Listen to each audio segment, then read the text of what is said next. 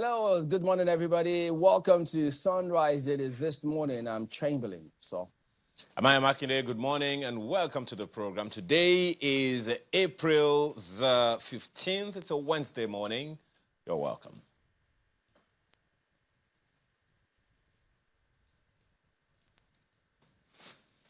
And this, ladies and gentlemen, is Victoria Island, Lagos. Of course, you know that Victoria Island is a very wide expanse of space. I should ask you, actually, Chamberlain, what part of Victoria Island is this one? Well, I'm testing your knowledge of Lagos now. I don't think that you would have lost touch, right? So what part of Lagos Island is this? Well, just as a clue or a hint, this is where, somewhere around here, where the location where the Invictus Games held, which Prince Harry and his spouse came for in Lagos, Nigeria. So, any ideas? You want me to spell the phone for those who you want to ask to guess? You're still owing them, don't forget. So, they'll still come for you. Better check your DM before they come publicly and tag you. Oh boy, well, Chamberlain, that's a nice way of escaping the question, but you know that's fine. I mean, but this is Lagos, the commercial capital of the nation. The weather at this time is about 30 degrees, feels something like 38 degrees. Humidity is at 82%, and sky, as you can see, looks beautiful. Just look at that sight, something really, really beautiful. Sight for sore eyes, as to say. Chamberlain, again I say, thank God Kayla is not here right now. You must miss this sight. You must miss this sight. Well, you know, one thing I just kind of see, even looking at that, you know, on the island there, that multinational oil company office. Yeah. We just don't take time out and enjoy the aquatic life. We're so bogged down with daily challenges, trying to eke a living on a regular basis. If you're not trying to queue for petrol, you're trying to avoid traffic to get home in good time, and well, if you ever become a living wage, which labor is asking for. So, and as such, we don't see a lot of investments in that sector. You see the reports we have time and again about hundreds of people who die in boat accidents because officials don't pay attention to all of this. We don't seem to have a deliberate plan to ensure transportation is a thing. It's deliberate. We approach it as such. We just see it, just do it whichever way. They're professionals who handle all of those things, but we don't seem to pay this kind of attention to. So yeah, maybe, who knows? You know, one of the things that that's quite prevalent these days, Chamberlain, that we don't even seem to give much attention to is what is now being increasingly popular as mental health. This kind of sight from time to time, and that's why some people actually prefer high-rise buildings, skyscrapers and all. For one reason, such a sight will definitely calm you down. Not to stand on areas where your life is threatened because you are afraid of heights, but such a sight early in the morning, just looking around, gives you some real calm, appreciating the wonders of the things that God has made. Look at the top of your screen right now, the beautiful skyline of Lagos Island, the Victoria Island in Lagos, the island part of Lagos. It's really, really something that we should give attention to. Your mental health is important. Such views is one of the reasons that will bring you this skyline every morning on Sunrise Daily. So, what's happening there are several scenarios, but much later, I'm sure that we'll let them see some of the activities that will go on after the presidency, everywhere. So from the court, they'll get to see that moving forward. But I think we'll just go ahead and let you tell us, have a look at some of the dailies this morning.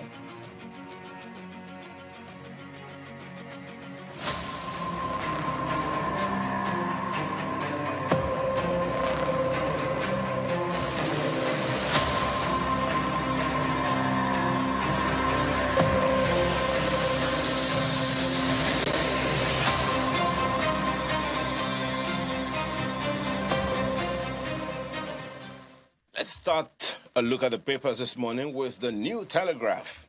Another academic disruption looms. ASU gives FG 2 weeks to reconstitute councils, meet other demands. And look at the writer says Nigeria's education budget lowest in West Africa. Those stories you'll find on pages 2 and 28 of the New Telegraph newspaper this morning. Some other concerns about the electricity tariff is on the front page of this Nigeria newspaper. 95% of protesters not affected by hike, says Adilabu, power minister. The writer says cautions Labour not to derail power sector reforms. It's the lead story of this Nigeria newspaper this morning. And look to the front page of the Vanguard newspaper. What does this say to you today? The Vanguard newspaper leads with this one. Minimum wage. FG calls committee meeting. Labour insists on May 31 deadline. Vows to down tools if FG states OPS to present proposals. Labour maintains call for living wage, says government racing against time. That's the latest story of the Vanguard newspaper for you this morning. And other papers will definitely have the same story at different levels of prominence. Daily Independent this morning leads with this one. FG to deploy 20 trillion naira pension funds to drive economic growth. And look at the writers to invest in housing, power, rails, roads, technology. OK is 96.297 billion naira for generators for State House street lights. Bus terminals approves private partnership to transform infrastructure, housing sector. Begs NLC TUC not to derail plan for electricity sector. Details of that story continue on the inside pages, and at the bottom of the picture, ASU threatens strike over non-constitution of varsities governing councils, warns Tinubu academic staff dying over cost of living. NEC reconvenes in 2 weeks to take decisive action. Details of that also continue on the inside pages. The Guardian newspaper, illegal mining. Nigeria's $1.8 billion gold reserves mined into private pockets. Gosh, $1.8 billion. Please don't start the conversion in your head. But the details you find on the front page of the paper, well, the infographics on the front page, the story itself is on page 6 of the paper this morning. Blueprint newspaper, shift from presidential system. Obasanjo backs reps group, advocates Afro-democracy. Interesting, says Western liberal democracy has failed its originators. Group gets 500 essays from Nigerian students, holds national discourse July 1. You find the details on the front page, and it continues on the inside pages of the Blueprint newspaper today. Nigerian News Direct leads with digital economy. FG unveils SPV to improve internet penetration, GDP growth, to build third longest terrestrial fiber optic backbone in Africa, targets 1.5% GDP growth, 70% broadband penetration. Definitely a Herculean task, wouldn't you say? But the details you'll find on page 9 of the paper this morning. The Leadership newspaper has this on its front page. Airport access fees. No more VIPs. Everybody must pay, FG declares. Stories on page 6. Look at the writers. Cite losses to preferential treatment targets 10 billion naira revenue. Tinubu, Shetima, Akpabio, Abbas, others not exempted. Deploy technology for monitoring. That's subscribed to stakeholders. Again, the story is on page 6 of the Leadership newspaper this morning. The Nigerian Observer leads with Nigeria seeks ECOWAS member collaboration to develop region's tourism. About time, I hear some people say, but that's the story on the front page of the Nigerian Observer this morning. The Daily Times newspaper has this not too pleasant news.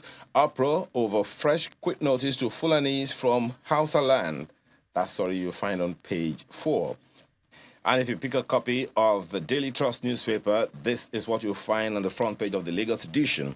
Terrorists abduct over 80 in Katsina. Women among victims. Military confirms Sunday's soldiers killing in same area. Find the details of that story on the inside pages. And at the bottom of that picture, ASU gives Tinubu 2 weeks to constitute varsities governing councils. Details on the inside pages. And those are the papers we have for you this morning. Which is your own take?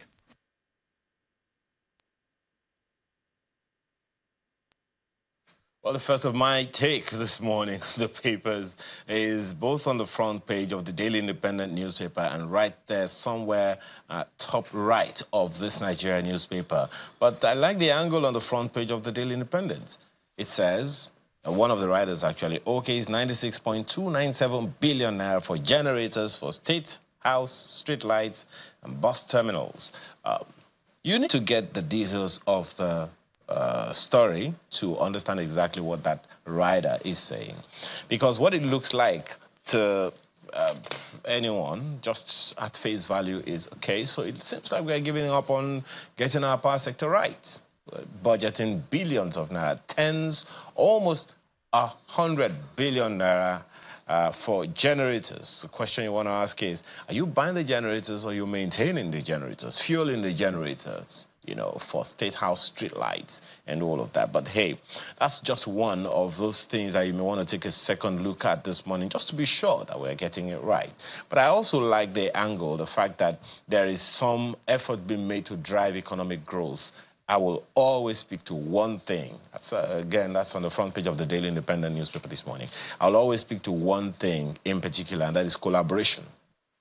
Collaboration between the federal government and states. Because while the initiatives may be coming from the federal government, it is it's at a macro level.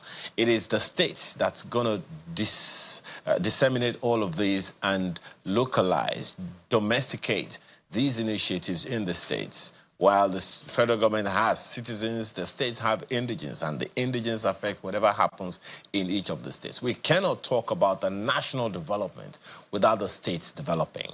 Remember, we still have the multidimensional poverty figures.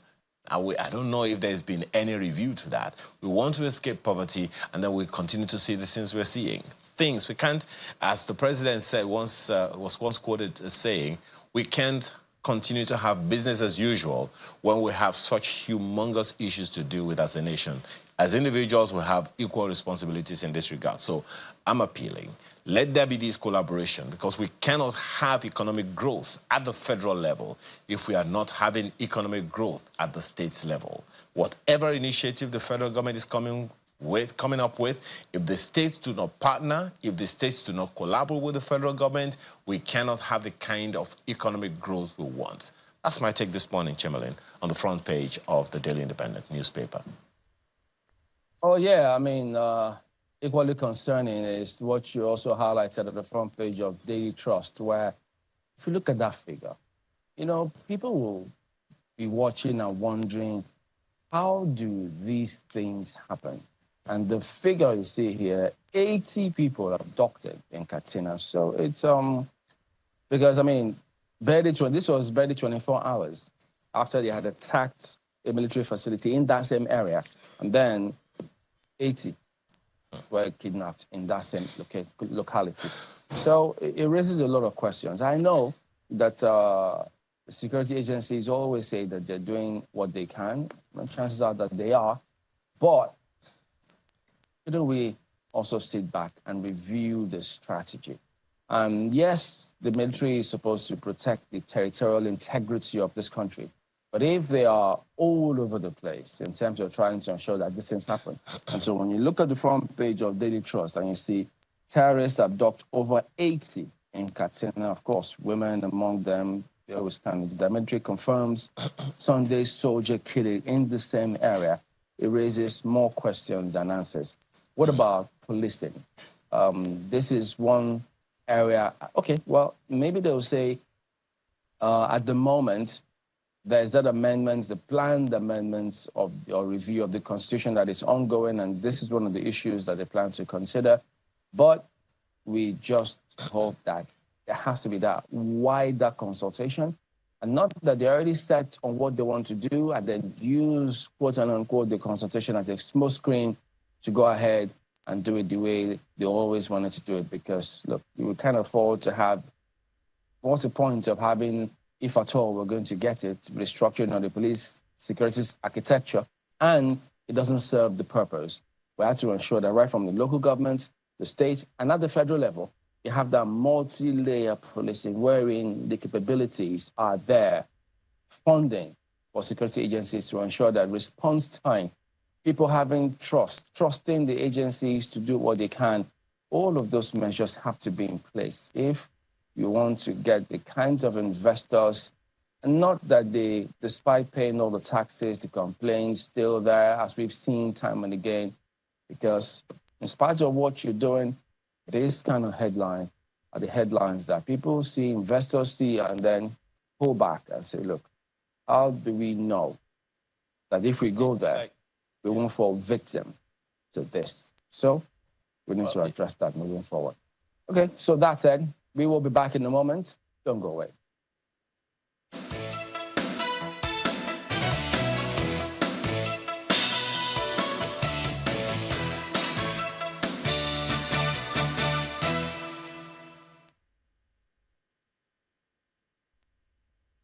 With Global, you order anything you want, and when you receive it, you celebrate it.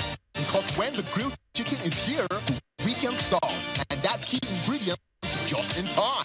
Receiving anything on Global deserves a dance. Order a Global and track it till you receive it in minutes. Be a part of a historic moment as you join globally reputable and highly sought after. The Duchess International Hospital caters to every aspect of the family's health needs. A one-stop shop for maternity and child health services, emergency medicine and critical care, medical and surgical subspecialties, dental and eye care, and a range of other subspecialties and services, all available at a single location right here in the heart of Ikeja. And it really doesn't matter if you're paying out of pocket using your HMO or private insurance. We focus completely on providing that world-class affordable healthcare for all the family at all times.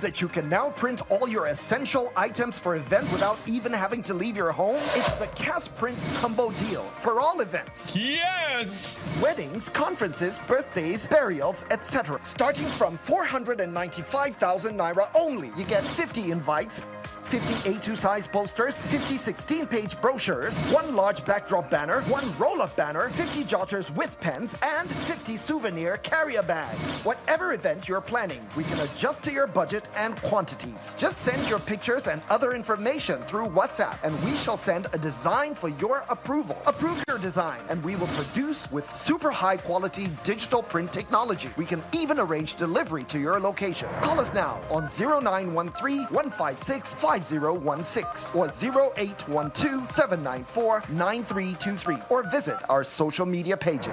Cast Prints, digital printing at super speed. With Global, you order anything you want, and when you receive it, you celebrate it. Because when the grilled chicken is here, the weekend starts, and that key ingredient is just in time. Receiving anything on Global deserves a dance. Order a Global and track it till you receive it in minutes. The future belongs to the dreamers, to the doers, to those who are not afraid of the side hustle. It's for those who are ready to turn their passion into something big. And to help keep you revitalized and inspired, Top Tea is with you every step of the way. You are made for more. Find your inspiration. Top Tea, big round bags of flavor.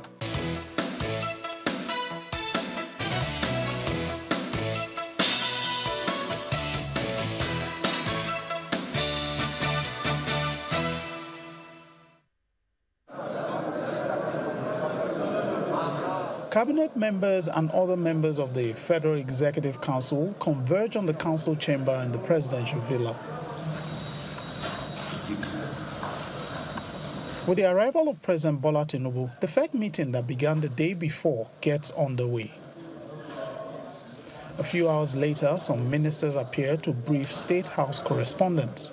Among the approvals from the meeting is one initiative aimed at infusing funds into the infrastructure and housing sector to stimulate economic growth.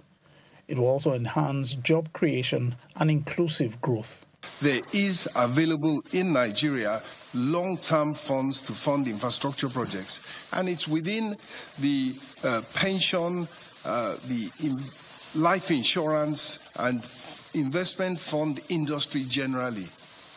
There is upwards of 20 trillion naira available, and much of it is in short-term funding that it doesn't need to be. Pension money is long-term. We are now able to announce, and with the full knowledge and support of all parties, that there will be an initiative to fund growth through investment in infrastructure, including housing, provision of mortgages, long-term mortgages, 25-year mortgages at relatively low interest rates. The minister also touched on government's efforts to encourage electric and CNG transportation in the country. The procurement is on. 600 buses are on their way, and as I said, they are not all to be purchased fully built. There's also a large portion that all the assemblers that are available in Nigeria have been given business, they've been given orders. Also, there are about 30,000 conversion kits coming in.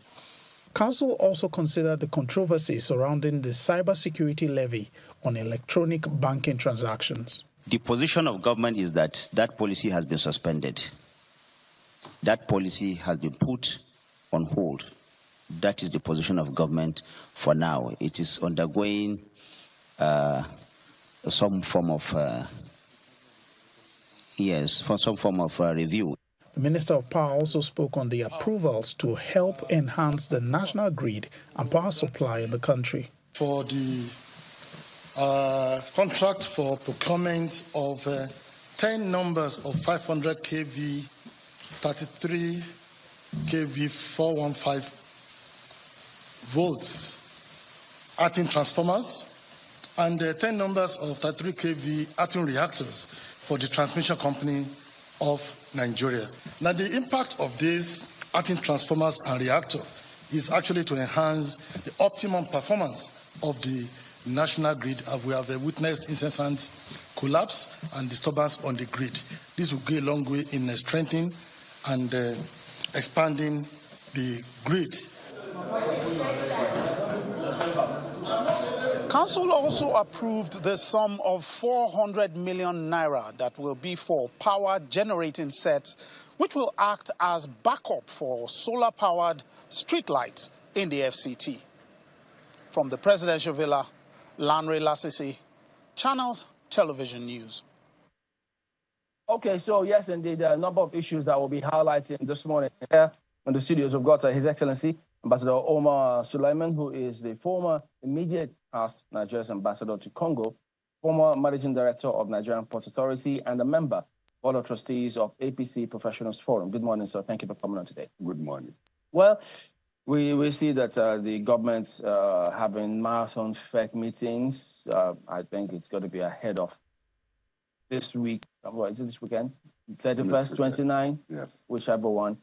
But one key thing that stands out is people are waiting to see the impact of these policies. But I know you've also, you feel the pulse of the people out there in terms of how things are turning out. What feedback do you get yourself from all of these government policies? Yeah, the government policies are there to see that the general public are comfortable and being helped with the situation that's happening. But you have been in Nigeria and the government of Nigeria for very long. Believe me that 1 year alone is not enough for this, to see the fact that the government has already done. A lot of things have been done already, and you can see even the fact approvals, infrastructure that's coming. And that's the pain of our economy. We need this infrastructure to move forward. You cannot develop the economy, not move forward unless you concentrate on key infrastructures, power, infrastructure for the economy, the port. So as our President Bola Tinubu is doing very well to see that he built up infrastructure for the Nigerians, and infrastructure is always a long-term project. It's not a project that you just see the impact immediately. But with little patience, Nigerians will see the effect of what is happening now. How much patience will that lead to me? Yeah, I think for us to see the real benefit of what is coming, I think we need to wait about 2 more years. 2 more years? That'll be 3 years. Yes, that'll be 3 years. But Your Excellency, you know that businesses, many businesses, given the nature of how they survive in this country, will not last up to 3 years if all doesn't go well.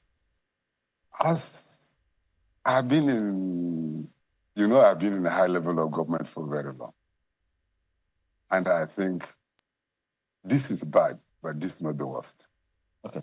So let's look at, first, when you say 1 year is not enough, ASU had a meeting yesterday. Yes. And then now they are threatening, they're giving government 2 weeks to reconstitute negotiation committee. Negotiation committee. It doesn't have to take government 1 year to do that. Because what they're saying now is that ever since last year, when, ASU had that back and forth with the former government, this government hasn't even had a meeting. They've not followed up with some of these demands. Several boards are running illegally. They are approving universities, things are going on, but they haven't called ASU to a table to see, look, how do we proceed? So many were surprised yesterday, asking, wait a minute, you mean government hasn't even met with ASU ever since then? How can that be? The issue of ASU and the government is a very long, lingering issue. And for me, as BOT and APC professional forum, we are there to see that professionals are involved in situation, and that's why we are bringing in this scorecard of we are running on the 21st. And we are bringing in everybody from all sectors, especially now the first phase is like power and economy.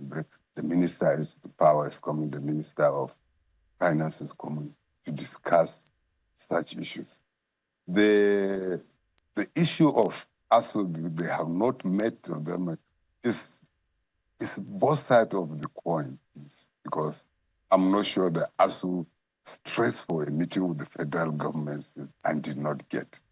And vice versa, the government did not stress also. Yeah, but ASU, what they say is that when a new government comes in, ASU will just wait, give you time.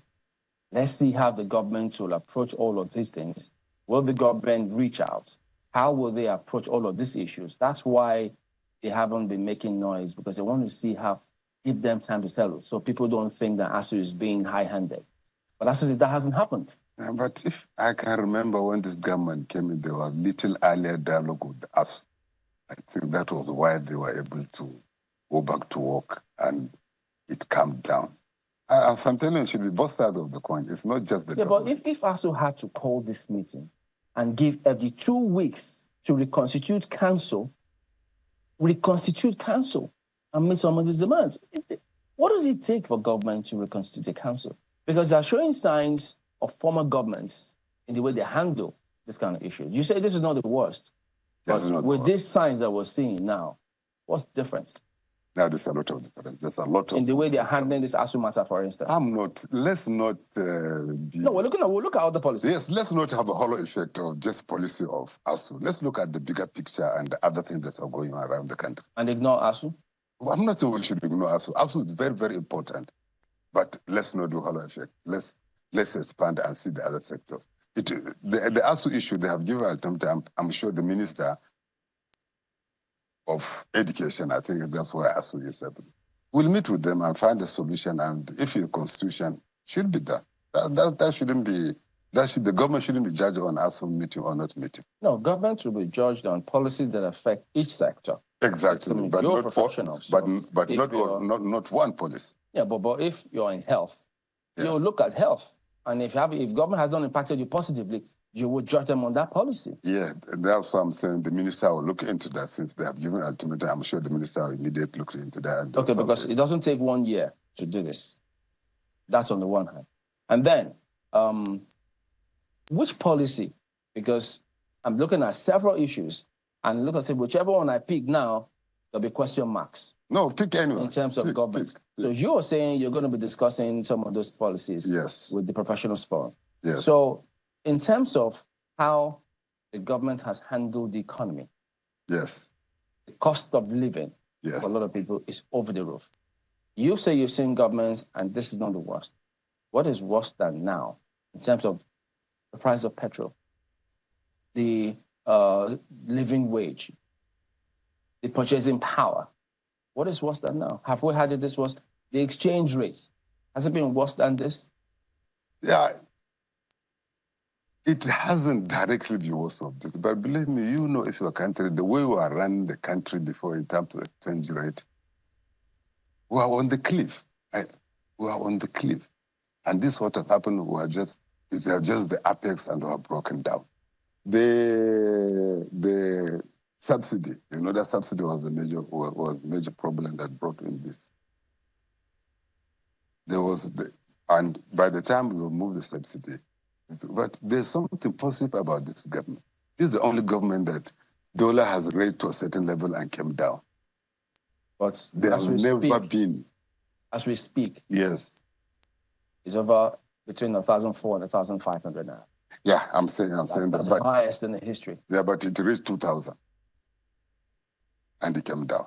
And since I graduated in 1983 and 86, the dollar has been going on, even if it's fake, going or legitimate going, it has never gone up by cent and came down. And that's telling you the government is doing all it can to see that the citizens of Nigeria will not suffer. You know, in every government, there are saboteurs, especially in the economy. Are there saboteurs in this economy, in this government, at this point in time? Of course, at this point. What area are they sabotaging? You have seen yourself, people arrested, who have been arrested on issues of currency. So what are they doing? The court hasn't proven anything, so they're innocent until proven guilty. Right? Yeah, okay, I agree, but that's what happens. There are people out there sabotage the economy, even if they are not arrested or they are not tried and found guilty. And the government is doing all it can to see that they address such issues. Is there subsidy at the moment for petrol? Sorry, go ahead. Yeah, you're asking for this. Yeah. Actually, it's a good question, but I don't have an answer for it. I cannot answer the question right now. I will need to consult if I need to answer the question from Minister of Petroleum, but now I cannot tell. Isn't that a concern? Because if they were doing what they can, the policy will be very clear to the professionals forum, for instance. They will know, because you know that business people plan based on some of these policies. So if those policies were really clear, by now, everybody will know it.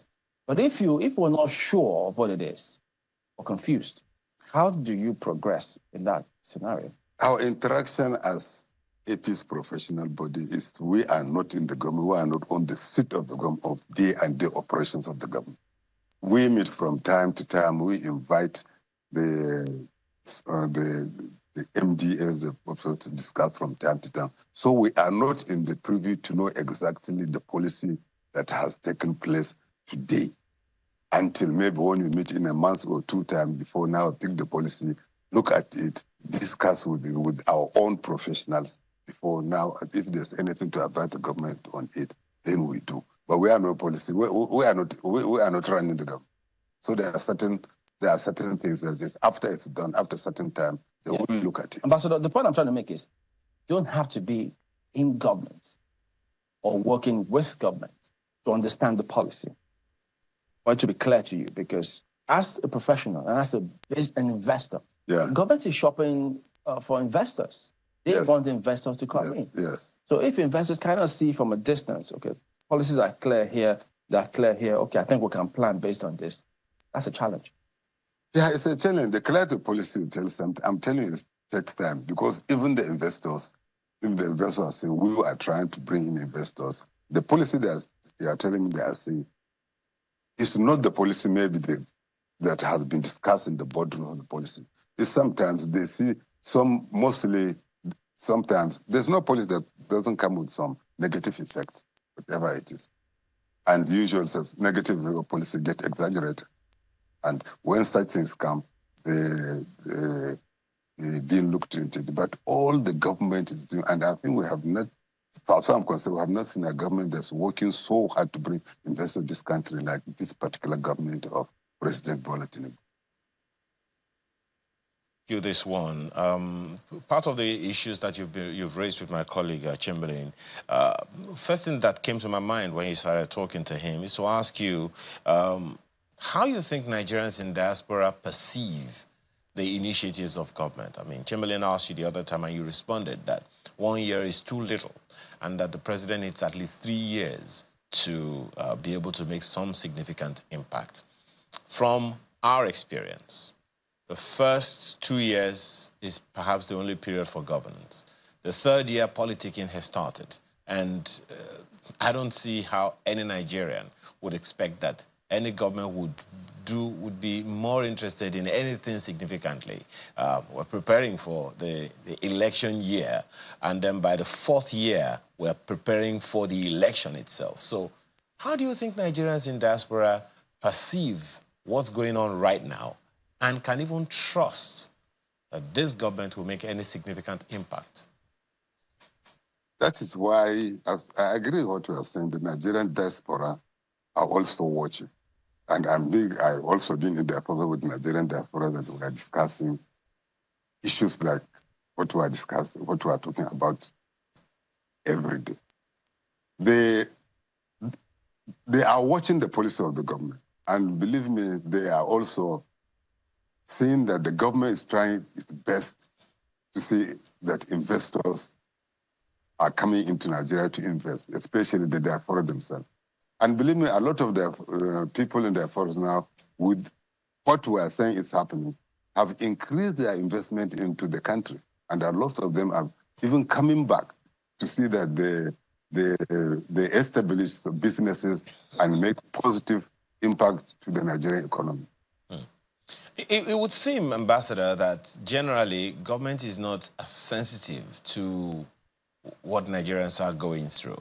When ministers talk or when any representative of government talks or any individual that has any sympathy for the ruling party, particularly at the federal level, no one ever says anything, is really going on except the opposition parties. The opposition parties are always on the extreme, like nothing is going right, and the people who have sympathies for the government and the government itself is always say, oh, everything is going smooth.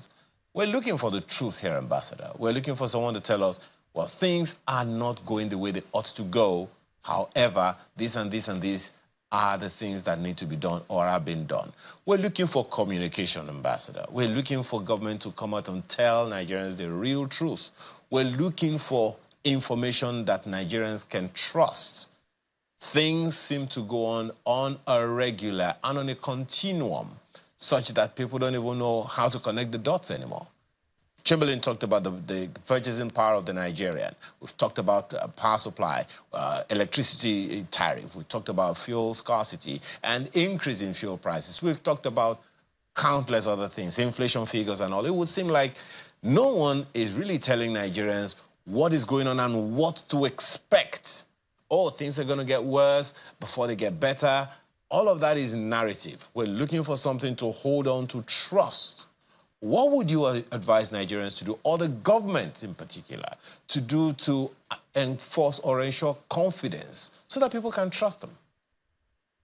Thank you very much. I like the angle you took this question to, but believe me, the issue of inflation, the issue of the prices of goods is not particular to Nigeria. Check your data all over the world. I just came back from London, and I'm telling you, price of things that are maybe £1 have gone to £1.25, even £1.50. And even the price of energy has highly gone up. So, in America is the same thing. It's the issue of increase of purchasing power of citizens of the world has changed tremendously. It's not only Nigeria. Something has happened globally, and it's not only Nigeria. It's just that as a African country and third world country, we assume it's only us. And actually it's because maybe we don't communicate very well before some things happen. But actually this thing is global, and especially me that has been in other African countries. It's just that we look across and just think that it's only your own that is bad. But believe me, in terms of pricing, in terms of governance, in terms of Nigeria is doing a lot. And President Bola Tinubu is doing quite a lot. I apologize for butting in, Your Excellency. I apologize for butting in, but that's them. This is us. That's London. Yeah, this is them. That's the US. Just a second, sir. That's them. This is us. There are those who would also argue, Your Excellency, that in these countries and in these cities or environments that you talk about, they have certain safety nets.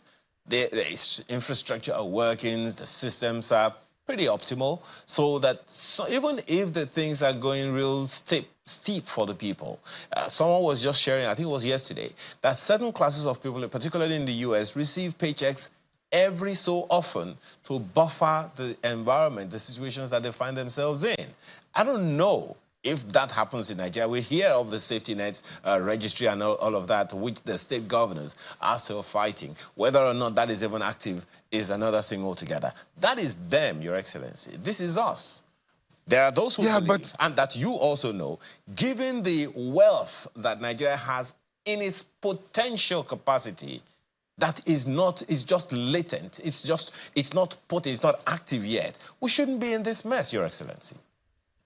Thank you very much. And I think you are talking to Ambassador of Congo, the richest country in the world, who has just left Congo. And believe me, if you check your records, Nigeria is the fourth largest in terms of mineral resources in Africa, not even the first. And we are the largest economy because the first is Congo, next is South Africa, the third is Tanzania, then Nigeria is the fourth. But if you look at the data indices, how much Nigeria has even done, it's just go back and say, you cannot say we is we. It's global. You can't separate yourself from what is happening from your neighbors because it affects you. Just that, as you said, you can't blame President Tinubu in a year because he has not set up, he was not able to set up system that will be giving checks to people. But a lot of things have been set up. Sometimes we have issue implementation down. But as you said, you don't know if the state government is doing it or not. So it's being done, but just that maybe it hasn't reached a lot of people. And there's this high exaggeration of issue of hunger in Nigeria. There's hunger quite in certain areas. But we, especially we that are privileged with the media, sometimes we also not look at the positive stuff, what is happening in Nigeria. Nigeria is trying very well in terms of feeding because where was it recently? Yeah, it was even like I had one simple conversation with a person.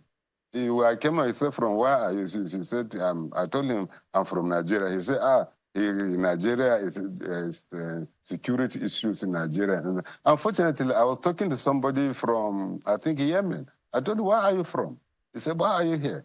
I told him that, and they were collecting stuff to send all these countries. I said, have you ever had them collecting food to send to Nigeria? He said, no. I said, okay, as far as we hear about Nigeria, there are certain aspects of Nigeria that we have not reached why the other countries have reached. At least in Nigeria, within ourselves, even if it's from neighbor to neighbor or the government, everything, we can feed ourselves, which other countries cannot have. And believe me, I've been around, especially the Central African countries, that in terms of governance or trying to help them, we as Nigeria and the people we are doing much. It's just that it's normal. People will not see we are doing it as much as is expected. But let's give President Tinubu some time, because a lot of policies that we are looking at that we will discuss with people, and that's why we are doing this forum on the 21st. We are calling all the key stakeholders. We will discuss, formulate everything, and from time to time, we now discuss with them, send to the government what we feel to be done. And that's our job, because in the AP's professional forum, all professionals are there. Every profession you can think of are there at high level. People that were governors, people that were deputy governors, people that, like me, who are chief executive of big institutions, we are there and we have seen it all. So that's what we are doing. Ambassador, the president himself did tell us, I asked for this job. I sought for this job. I wanted this job. Don't pity me. So when people hear you say, give him 2 more years, some will wonder. But the man himself, not sure he requires all of those time, because he himself has said, from when they listen to him, he's expected to hit the ground running. And so if people don't see those kinds of results, they will ask questions. For instance, we were told in this country that PH refinery will come on stream. What was it last year? Yes. As we speak, nothing's going. It hasn't come on stream as it promised. They've given us several dates of when the Port Harcourt refinery was going to be on stream. That hasn't happened. When the president came on board, that same day, he spoke about petrol subsidy removal, and that certain thieves, how did you call it? Maybe you use the word sabotage. Yeah. Does it take 1 year to arrest and prosecute the so-called subsidy thieves? Because you know, if you're in private sector, you have a probation of 6 months, sometimes. Yes. To see if you perform or not. Yeah, of course. But this is a year. Do you know anybody that's been tried as subsidy thief? You said, if I'm professional, this is government. Are there different standards for a president who said, I sought for this job? Don't pity me. Yeah. Listen, as a passenger and as a driver, your views are different. He was a passenger. Now he's the driver. Your views are completely different. Meaning? What he was expecting immediately to hit, especially, it's just like we in engineering, when you want to go and fix a renovation job. We hate renovation job as engineers, especially civil engineers. Because what happens is that you look at this thing and say, okay, this thing is broken. By the time you break this thing, you find that the rafter is already broken. So this is the type of situation he finds himself. No, by the time he's on the seat, what he saw there actually is not exactly what was expected. So it was worse than that. What he expected. What he was expected. And you need time, and you need real commitment and committed people to be able to fix that. And that's what he's doing now. But isn't it is different? Some will say it's different because he campaigned for the job. He has said it himself. We campaigned. We promised you. So we have to do what we have said we will do. Unless you want to tell us they were lying to us when they were promising us all those things. I'm not saying, no, it's not a lie. I've just told you what happened. So it's not a lie. It's the same party. It's not an opposition party. They had opportunities to go and see. They had meetings with the outgoing government, the documents, what happened before. This is where we are. You can take off from here. All of those things were done. So what's the excuse to wait for? What did you say? You said 2 more years. You said all those things were done. Didn't they hand over? They didn't hand over. There was no handover notes? There was handover notes. Exactly. That's what I'm saying. So if you saw the handover notes, you've read it with your team, you have eggers in the industry, you have eggers in your cabinet, why should we wait for 2 more years? What of a handover note that doesn't contain certain things? What do you do? It's a phone call away from the former president. All the other ministers are all in this country, most of them. The former president, as I'm telling you, also relying on ministers and deputies. And so, what of a situation that they too, the president does not have the first-hand information of what to take? Are you telling me, is that the case right now? I'm not telling you it's not the case. I'm telling. So that's hypothesis. So we can't go. We can't just hypothesis. So we can't rely on hypothesis. Let's rely on practicals. What is going on right now? Because you can't go and tell the people out there on the streets who they're whatever they earn cannot even buy anything. We can't tell them to wait for 2 more years. But so that would be very tough. They will think we're being insensitive if you say that to them. Yeah, well, already they think we're being insensitive already. But this is the reality. This is the reality of the situation. It will take a little time. Then everything will be okay. I'll be here with the studio and you will smile with me. Like what, 2 more years, then everything will be okay? It will be okay in 2 more years. Let me go back to what I asked you previously. Yes. When the president said subsidy was being manipulated, there were people who were stealing. Yes. There were frauds in that area. Mm. Till today, I didn't ask you, have you seen anybody arrested or being prosecuted right now to justify what they told us they were thieves in that sector? Do you know anyone? Because I don't. Yeah, the issue with that, let's leave that to judiciary, to the minister of No, justice. it's not to the judiciary. The judiciary will take cases that you bring to them. The president told us that subsidy was a fraud, and there was no one to remove it. It wasn't working. People were they were stealing the money meant for the common people. So now that they removed the subsidy, people expect naturally. So who were those that were guilty of all of those things? Judiciary cannot do anything that don't come before them, but they're not for their Christmas. I'm asking, has anyone been arrested and taken to face the music? It's not the president that will take them. It's the system that will investigate and take them for prosecution. Yeah, the buck stops at the stable. He's the one who removed subsidy, not the institution. He's the one who made the announcement. Yes. He's the one who said he was prepared. He's the one who said, don't pity me for this one. He's the one who said, I campaigned, I will do it. He's the one who says, ask me, hold me accountable. Why shouldn't we then hold him accountable? Give him time, they will hold him accountable, I told you. No, you say give him that. He's not saying give him time. I told you why. Ambassador, by May 29. Yes. Are you not going to roll out the drums to celebrate? Why are you not saying wait for 2 more years? They're going to roll out May 29 is not a celebration. What is it? It's just to take a scorecard. You have spent 1 year in office. And yeah, but they'll tell you what we've done. They will tell you okay. We've done this, we've achieved. Those words will be dominant today because they're expected to get accolades. Yeah. They're expected to be cheered and clapped for. Yeah. Can people who are hungry clap for them? No, people hungry will not clap, definitely. I agree with you, but that is why the AP's professional forum is trying to distill, to meet with them, to distill whatever, to sensitize the common people first of what the realities are before the Is it true that a lot of, because I'm told by some of my colleagues say in the North, many people are not happy with this president, this government. Policies are not going right. They're feeling the hinge very, very badly. Is that true? I can't answer that question. Why? Because I don't know why you got it from you. You say some people. Unless you mention specific name, then Suleiman can give a specific answer. So give me a specific answer.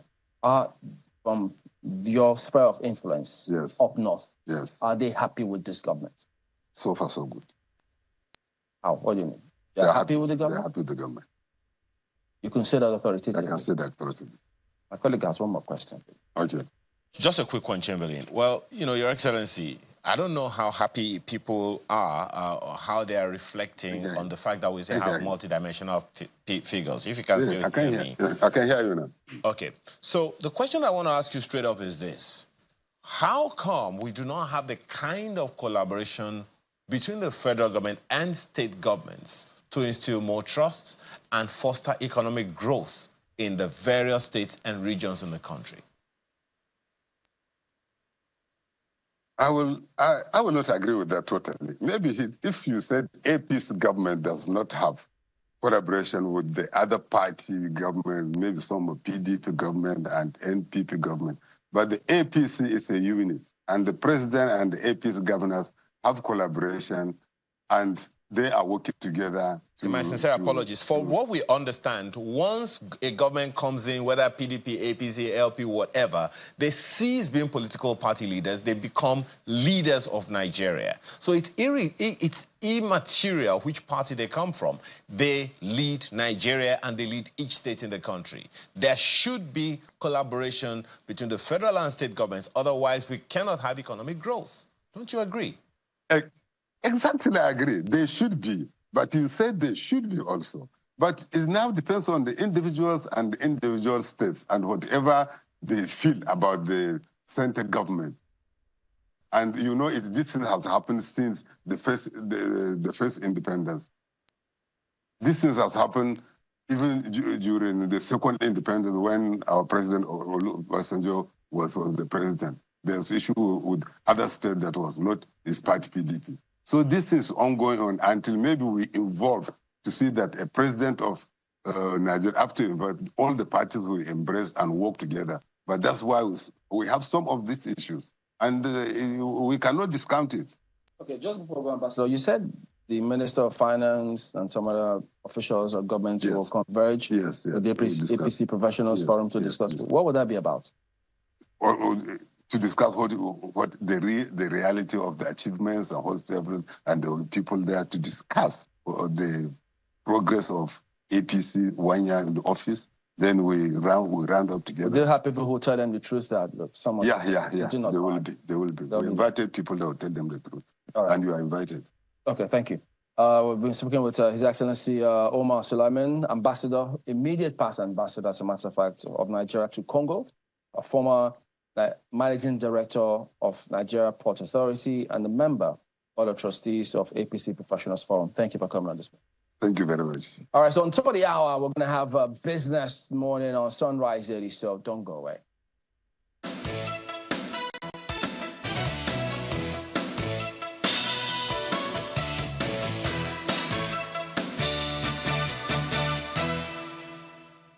With Global, you order anything you want, and when you receive it, you celebrate it. Because when the grilled chicken is here, the weekend starts. Add key ingredients just in time. Receiving anything on Global deserves a dance. Order a Global and track it till you receive it in minutes.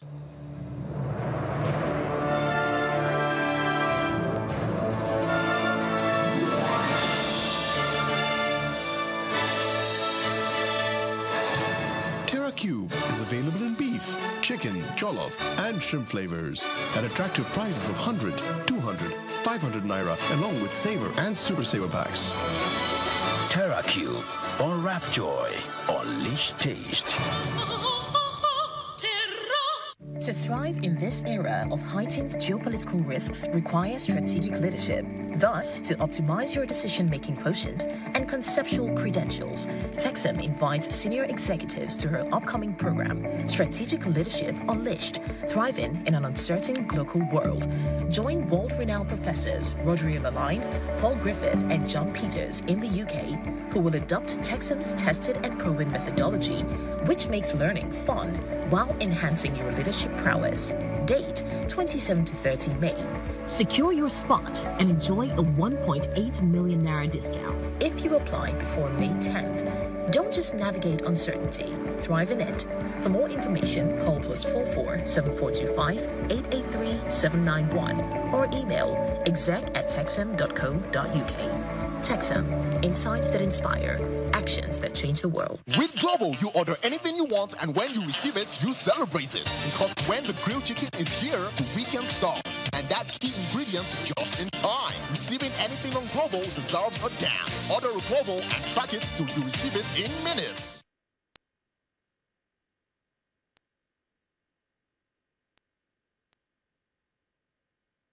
Have they seen in the past 10 years, which is making all of them want to put their HQ here? If you're a business that sees itself going global, we'll definitely need some sort of like boost. We need to tap into those existing networks that these big tech companies do provide. Is there a downside to big investment in Africa? Okay. It's a tricky question. We want to be like Amazon, we want to be like Google. Like, this is not, we are not looking to sort of be just another player. For me, big tech is something highly controversial. I see the value of it, but I also see that Africans should stop playing second fiddle to some of these organizations and have the confidence to start building our own technology. We've seen how we are using the limited resources we have to solve real problems. They've seen indigenous tech startups achieving things that took them years to figure out.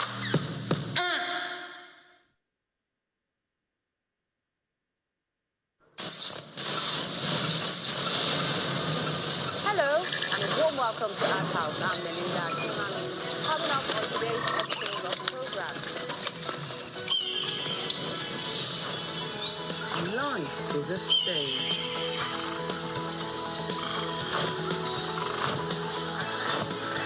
A bold canvas.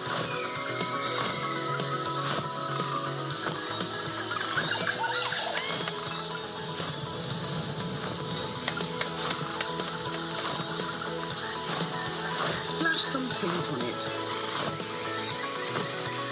Spring some rhymes while at it.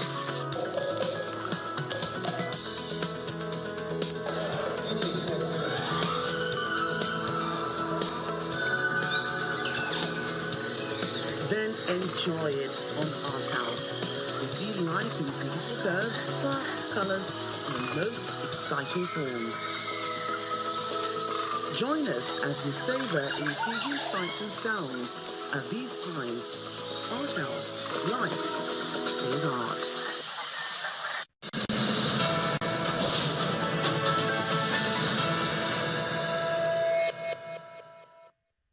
Good morning. Welcome to Business Morning on Sunrise Daily here on Channels Television.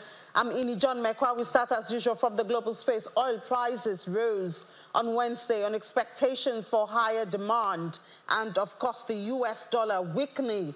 A report showed that U.S. crude and gasoline inventories fell, while the release of inflation data may point to a more supportive economic outlook. That means that inflation numbers may show that pressures are tapering when it comes to prices. Let's look at Brent now. It's up 0.6% at $82.88 a barrel. A lot of movement we've seen beginning the week with 83 down to 82, back to 83, and now is at 82 again. That's for Brent. For WTI of the United States, it's gone from 79 to 78, even though it's an up right here in the last couple of hours, 0.7%. Right up there. We told you about the data, inflation data from the United States. Expectation is driving that. Then the U.S. crude oil inventories was down 3.109 million barrels in the weekend at May 10. That number just came out from the American Petroleum Institute, and that is also a factor driving inflation numbers. Inventory data is also due later on today, and the oil prices also found support from a softer U.S. dollar. So, of course, when the value of dollar goes down, it means more people with without the dollar currency are able to buy more. So that obviously adds to the demand of oil. Well, talking about oil, yesterday, Nigeria's crude oil production recorded an uptick. The meeting from OPEC Plus yesterday, that's for last month, April. Well, we have 1.28 million barrels per day. That's what we did last month. At least it's more than what we had the previous month. It was 1.23 barrels per day in March. That's at the end of that OPEC's latest monthly oil market report that was done yesterday. 51,000 barrels per day increase recorded. Brings to a halt the 2 consecutive months of decline in the month. So this should mean more revenue for the country. You know, also with this increase, Nigeria regains the leading position on the charts for Africa's top oil producers. Angola had overtaken Nigeria. Well, now it's Nigeria, Angola, and then Libya. Meanwhile, Nigeria's oil rig count remained unchanged at 19 in the month of April. We do know that in the last, I believe, even in this month, we've added to our production, expecting, I think, about 16,000. By the end of the month, we should have about 40,000 from that OML in Akwa Ibom State. So we'll see if this is captured at the end of this month.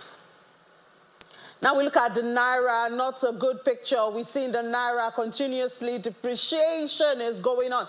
And this is in spite of those arrests. We've seen EFCC is working with SEC, EFCC is arresting speculators. And I mean, economists will ask, is that the source of Nigeria's Naira depreciation? Is it arresting of these people? When we look around us, even in African countries, what's the scenario?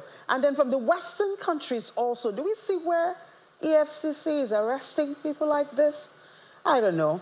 Well, mine is to talk and ask the questions. That's all I can do, yes. I don't have the answers.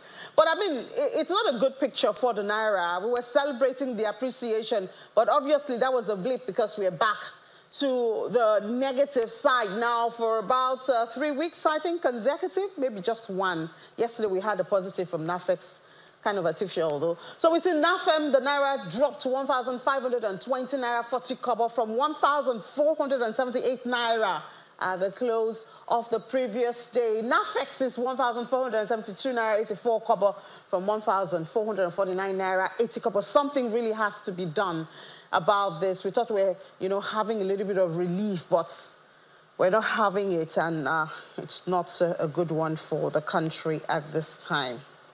Well, let's just do the numbers at once. Look at the financial markets this morning and see how it closed yesterday.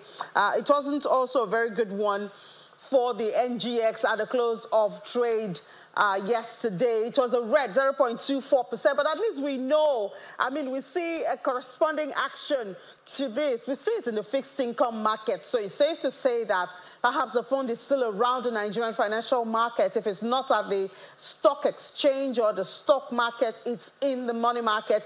We've seen numbers come out that the federal government has made about 11 trillion naira in the first 4 months from bonds and treasury bonds and FGN saving bonds and all of that. So perhaps this is explainable, unlike the naira, even though it's explainable, but are we doing anything about it? But the NGX was in the red yesterday, 0.24% at 97,473.98. Equities cap lost even the 200 here we had. It was 55.2 this time yesterday, but at the close of trade, it was 55.1 trillion naira for the NGX. Activity chart was all in the red. Top trades were Accessco, GTco, Nigerian breweries. Obviously, a lot of profit taking still going on there. Investors seem to be, taking from here to the fixed income market. When we go to even the smaller listed market, that's the NESD, it was also a negative, almost 0.5% down, 0.46%. There we have it. Market cap there, 1.653 trillion naira, and NSE is 1,206. Activity chart there was mostly red, even though it was mixed. Just the value was up about 15%.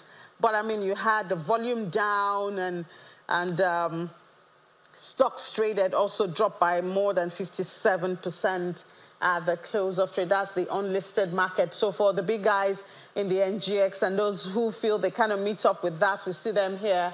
And even here we can see that investors are not smiling there a whole lot. Now let's go to where investors are at this time. They're in the fixed income market, yes. Starting with federal government bonds, yesterday we had 32 deals valued at 27.93 trillion naira, and we see a lot of movements right there. I think yields are still looking good. The saving bonds still did very well, and well, it will cost the government less to fund the budgets if they are going this way. So that's why we celebrated 12 deals for the February 2031 auction security right there. Go to the next one, Treasury bills. We have 37 deals valued at 88.92 billion naira. And this is the secondary market. And I think we have an auction today or so. Anita will have more details 1 p.m. April 2025, there were 19 deals for the NTB. This is where the FDIs, mostly prefer because of the short term and the promising yields. So April 10, 2025 had a lot, and we can see the busiest of the securities there at 2025. A lot more activity going on around there. For Omar of the central bank, there were 19 deals valued at 40 billion naira, and these ones are even shorter. They mature in June 2024, August 2024, and this were the busiest of that. So the short-term securities are being favored at this time. Top on the list is August 2024, and that's it. Well, I believe we should have Afolabi Benro now. He's of the NGX, of the stock market, to tell us perhaps what has been happening and what to expect at the close of trade. Good morning, Afolabi. Okay. Good morning, Nini. Thank you so much for having me. Yeah, so I think. Yeah, go ahead. Okay, so it's been an interesting time in the markets. We've seen a reversal in the bearish trend that we had seen on the back of the recapitalization news. The banks have definitely been driving activities in the markets, and we expect this to continue. But what we have started to see is that the banks have started to reverse. They've started to see some gains, especially in the major banks, the likes of GTco, Zenith.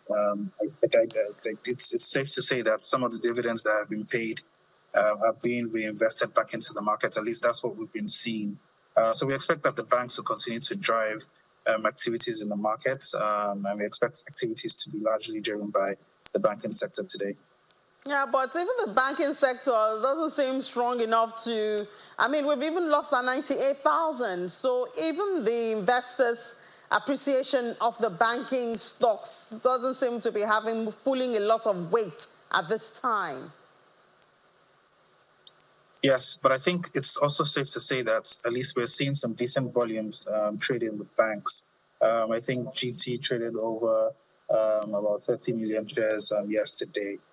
Zenith as well also traded some decent volumes. Access Bank, UBA, we're seeing some very decent volumes trade in these names. So even though it's not as bullish as maybe what we would like to have seen, we are actually seeing investors actually taking interest in these stocks. Do we see this market recovering anytime soon? We would like to see it recover, but I think, like I said, the current catalyst that we're expecting is dividends that have been paid, and these dividends will likely be invested back into the market. I think that's the major catalyst that we're expecting to see right now. I think it's also interesting to see that some foreign investors are also participating in the market again. So I think it'll probably be a slow and steady recovery for the markets, given the way it's dropped over the past couple of weeks. So it's interesting, the movement in the oil and gas. It doesn't seem connected to our realities, and sometimes one just wonders. So we see the queues, and in other countries, when there's something going on in an industry or a sector, it reflects in the market. Now, in our case, we don't seem to see a lot of connection. There's still pockets of queues and filling stations. We see the movement of crude oil. And then we also saw the news that our production improved last month, at least to more than 1.2. But we don't see this sentiment captured in the markets. Yeah, and I think it's also interesting that some of the oil and gas stocks, if you look at SEPA, for example, it's not as liquid as maybe like an Oando or something. And I think was it just this week that we saw SEPA drop about 10% in price during trading?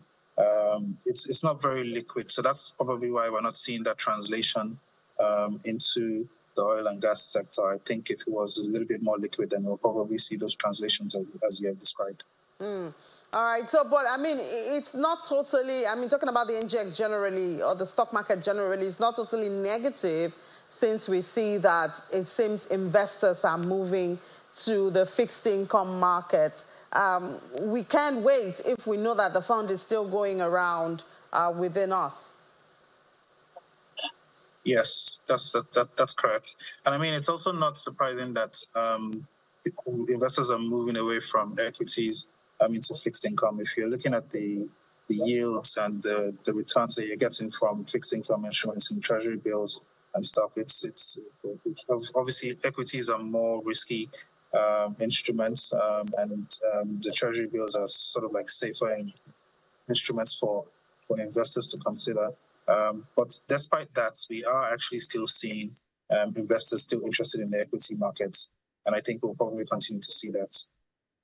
So talking about investors' confidence in the country generally, I know that even when this administration was campaigning, it seemed to be very bright, and then when they got into office, but about 1 year after, would you say investors' sentiment generally, apart from the stock market, is still bullish?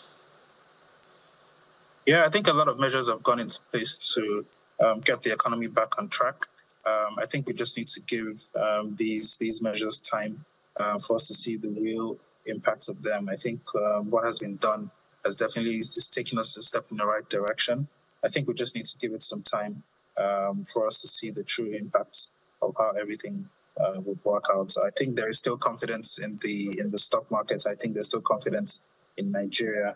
Like I mentioned just a few minutes ago, we are still seeing some foreign investors having interest in the Nigerian market. And I think that's always a good sign for us as a country. And this drop in the value of Naira is not deterring investors? No, I think it's something that they considered, but no, it's not deterring them.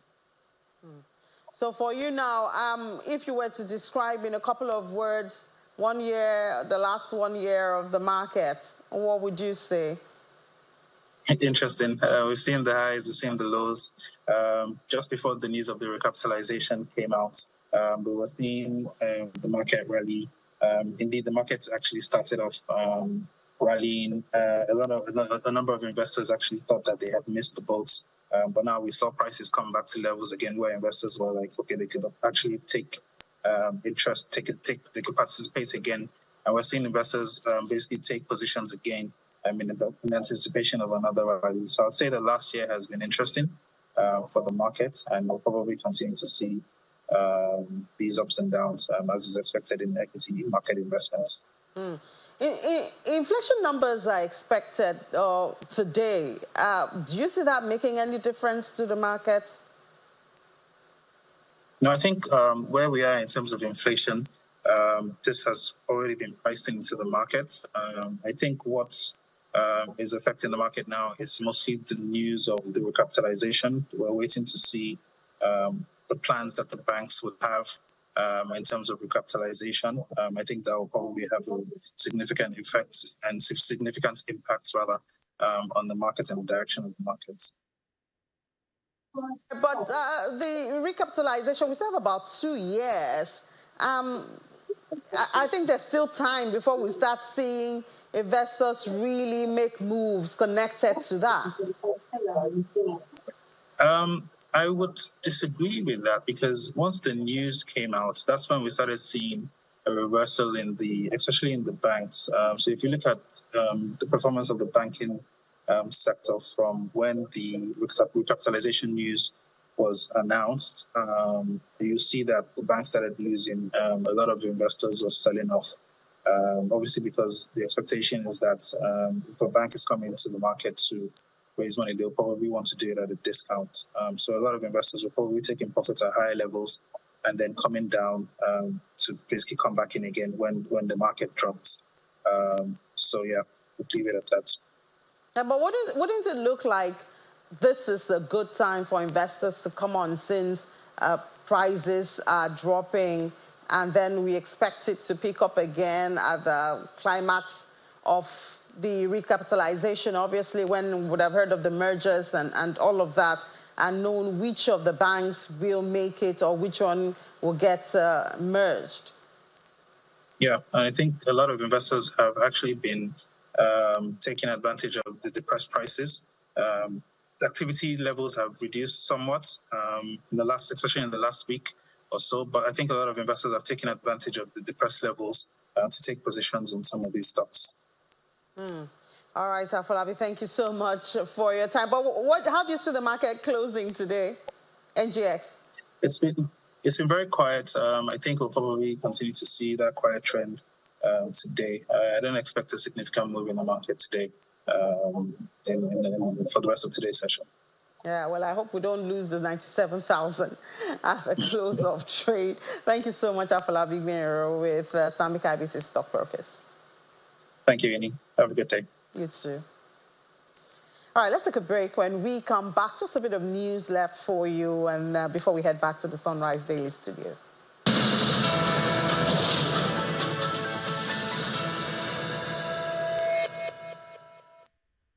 In line with our mandate to ensure energy sufficiency, the Nigerian National Petroleum Company Limited invites the public to the presidential commissioning of 3 critical gas infrastructure projects. The annual gas processing plant, designed to process 300 million standard cubic feet of gas daily, located in Asa, Imo State. The 23.3-kilometer, 36-inch gas pipeline from Asa North to Ohaji South Primary Treatment Facility to OB3 Custody Transfer remote metering station in River State, and the AHL gas processing plant GPP2 in Kwale, Delta State, designed to process 200 million standard cubic feet of gas per day. The ceremony will be performed by His Excellency President Bola Ahmed Tinubu, GCFR, on Wednesday, May the 15th, 2024. Time, 12 p.m.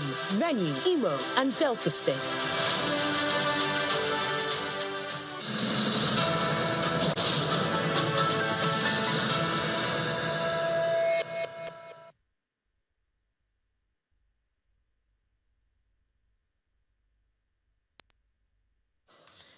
Taiwan Business Forum in Nigeria has its eyes on improving on the $500 million volume of trade recorded in 2023, a volume that places Nigeria in second position among Taiwan's African trading partners. What you have seen all around you are representing Taiwan's industrial power based on our good education, our good investment into promoting our own brain power. So Taiwan and Nigeria is a mutually complementary partners. We always said that because we, the people in Taiwan, we do only legitimate, fair, and free trade. We do not come to your backyard, dig your gold. We do not do illegal mining and stealing your solid minerals. We provide good equipment. We sell you with good facility and know-how. You buy the product, you buy the facility, and you produce your own product. We will buy from you with fair market price. This is what we call a legitimate trading. Many lessons which Nigeria can learn from Taiwan abound, and participants, including the Director General of NASIMA, has this on his mind. Around 1960, together with these Far Eastern countries, we were about the same thing economically. But you know, focus is a big thing. Leadership is a very big thing when it comes to running national economies.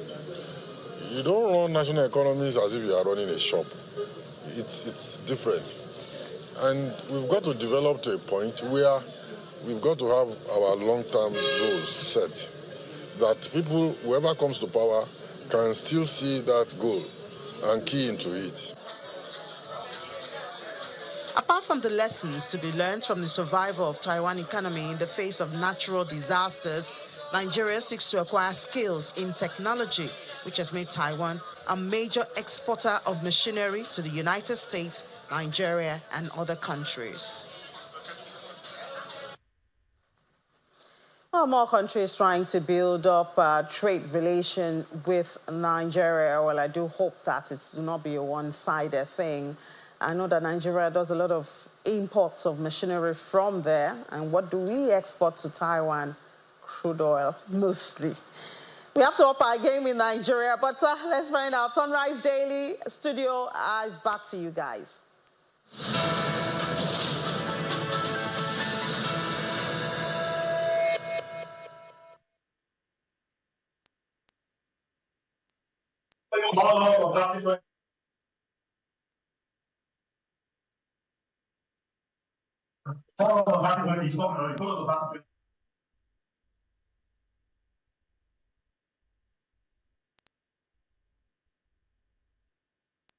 People, we are there.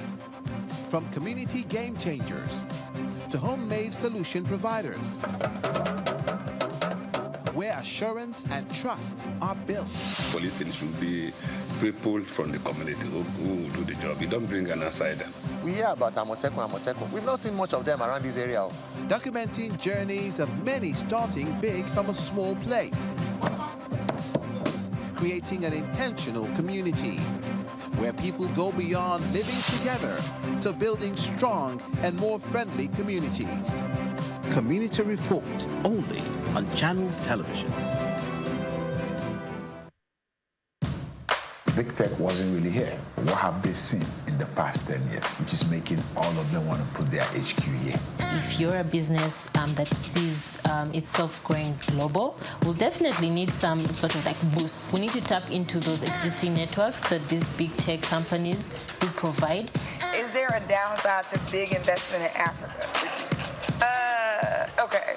It's a tricky question. We want to be like Amazon, we want to be like Google. Like, this is not, we are not looking to sort of be just another player. For me, big tech is something highly controversial. I see the value of it, but I also see that Africans should stop playing second fiddle to some of these organizations and have the confidence to start building our own technology.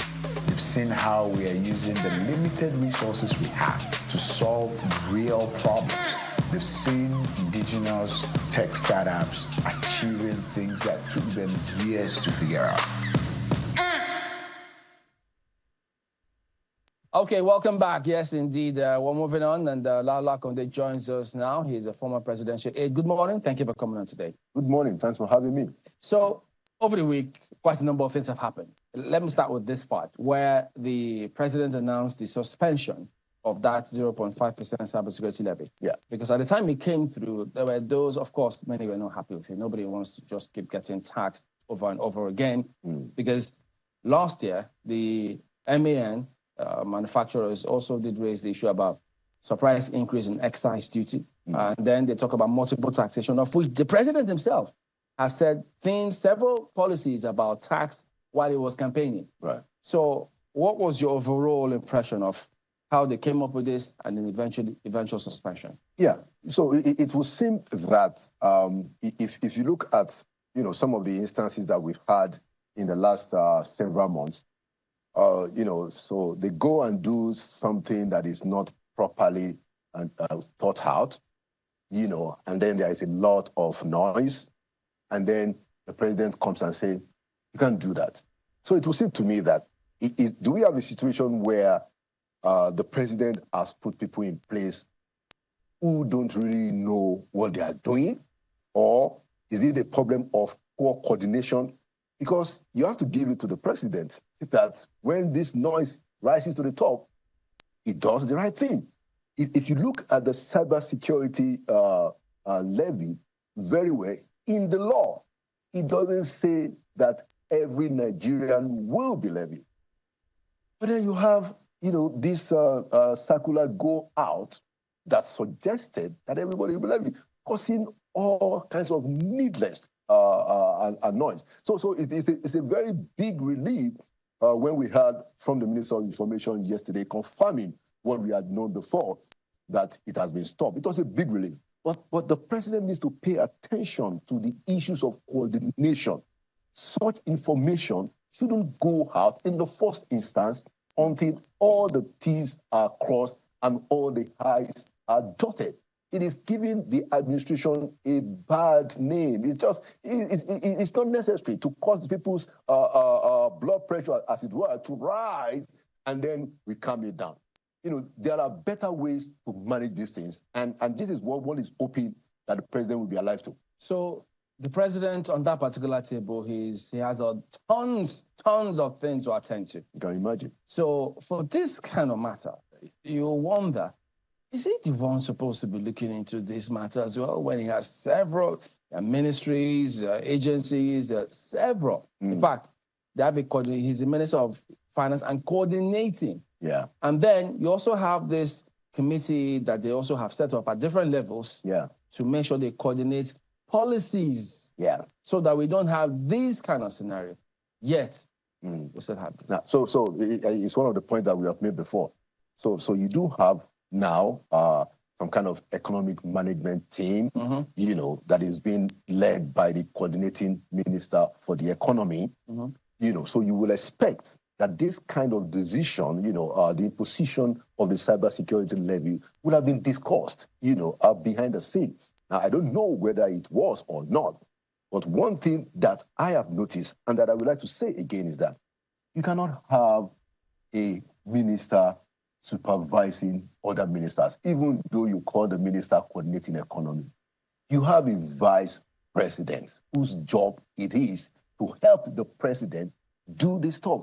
they need to engage the vice president a lot more to coordinate these issues. This was the experience that I had working in Haiti. For whatever it is that happened, you had, especially in the first time, you had a vice president who had the authority of the president to coordinate things. And you know, the difference was clear between what happened in the first time and the second time, and the difference is clear in what is happening now. All of these points, you know, having the cybersecurity levy, oh, everybody has to pay it, oh, then government comes and says, no, we have to review it. What happened to the decision-making process in the first instance before it went out? I suspect that one of the things, there might be a lot of other things, is that there is not an effective coordination of the people that are involved in the economy.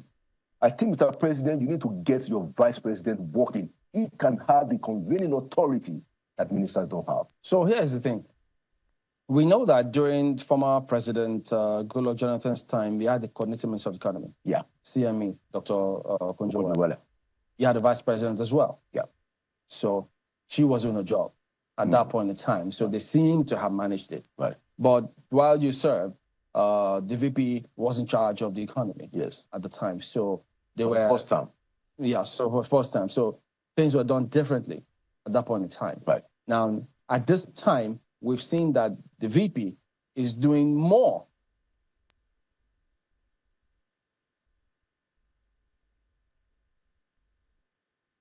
Out a lot more. Yeah. Could that have been factored in? And then they said, look, if we need to do stuff, let's expand this to see how we can get a lot more results. Right. Yeah. And now we're having this. Yeah, exactly. I mean, that, you know, that's a possible scenario. And the question is that you have to be able to pinpoint, you know, where do you need the VP playing a role that will deliver optimal results?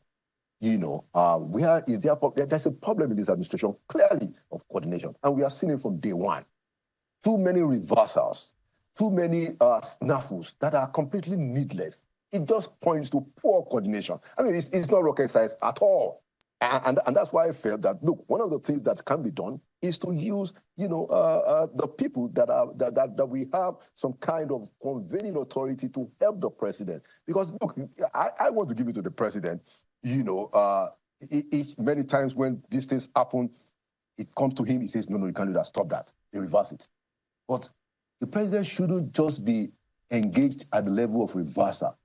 There has to be a much more properly deployed processes whereby things are done, they check everything before they announce it. For this kind of policy, would they have announced it without checking with the president? Well, so if you look at the act, you know, there are even quite a number of controversial things. So when they announced it, they said the money was going to the NSA. Mm-hmm. Now, the NSA is not, doesn't have the power to expend, you know, federation resources, you know, because, you know, the cybersecurity level will seem to be something that should go to the CRF, you know, so there was an issue there. So the question is that, who were the people that thought this? You know, was this properly considered? Was there a comprehensive review of these things? Clearly, there wasn't a comprehensive review of what it is. You know, and we know that, yes, there are important cybersecurity. I mean, cybersecurity is a very important thing to be done. No doubt about that. It has to be funded, you know, but to give the impression that, you know, you have to levy every Nigerian at a time when the administration has said that, look, we're even trying to cut down on taxation. And you have the Oyelele panel, you know, getting into not just prescription mode, they're also getting into implementation mode to say we're going to be cutting down a lot of the double taxation. Now, at the same time, you are doing that.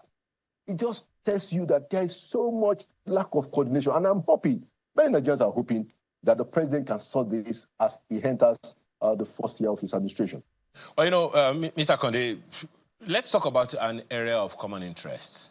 Communication. I mean, you grew to be associate professor somewhere out of this country long enough to even be leading in impacting knowledge on communication. And you talked about the snafu. And one of the issues that we know is that more than half of a problem, particularly when it involves a number of people, and in quite a number of cases, the size of the federal government of Nigeria, more than 1,500 ministries, departments, agencies, and corporations of government, is a problem of communication. You talked about the problem of coordination, which one would say is also because there is a lack of coordination, lack of communication. Lack of communication is responsible for coordination. You have led the media and communication team of the vice president before, in the vice president's office before. Consequently, you've led a media and communication team in the presidency.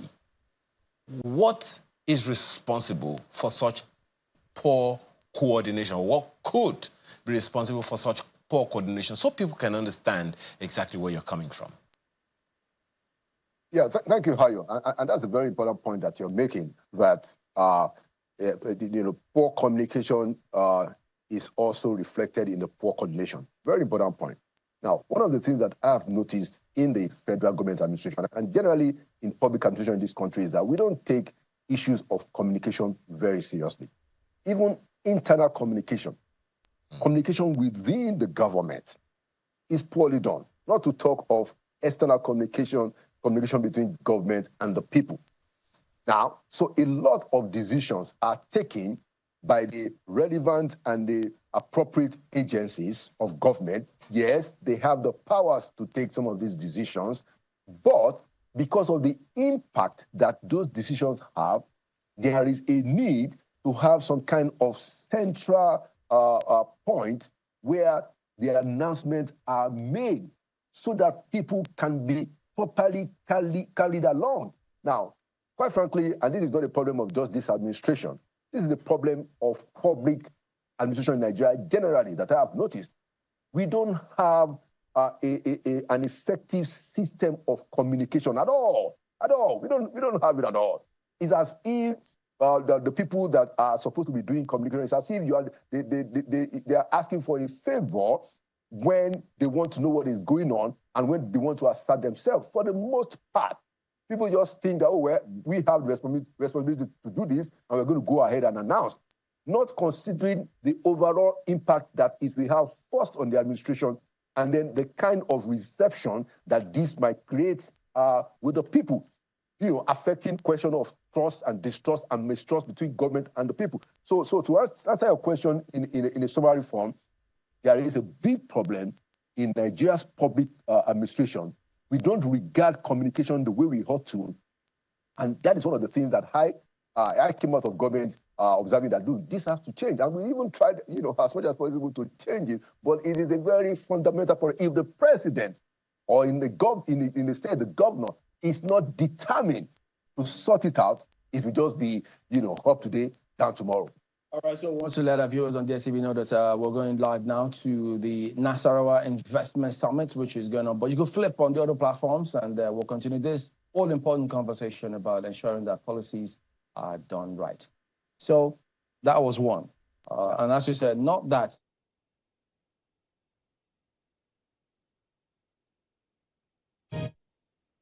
This is a live Channels television event.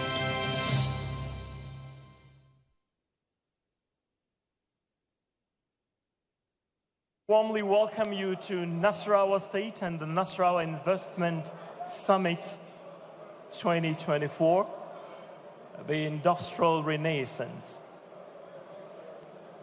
I'd like to urge that we please find somewhere to sit down.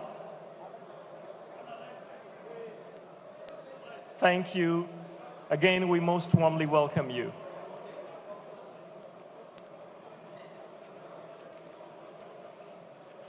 His Excellency, the President of the Federal Republic of Nigeria, His Excellency Bola Ahmed Tinubu, GCFR, here ably represented by a minister of very high esteem of the Federal Republic, a minister of noble antecedents, and the #1 investment driver of government's policies of ease of doing business, as well as renewed hope for a better Nigeria. Would like to most warmly welcome you to Nasarawa State the Honorable Minister for Industries, Honorable Doris Uzoka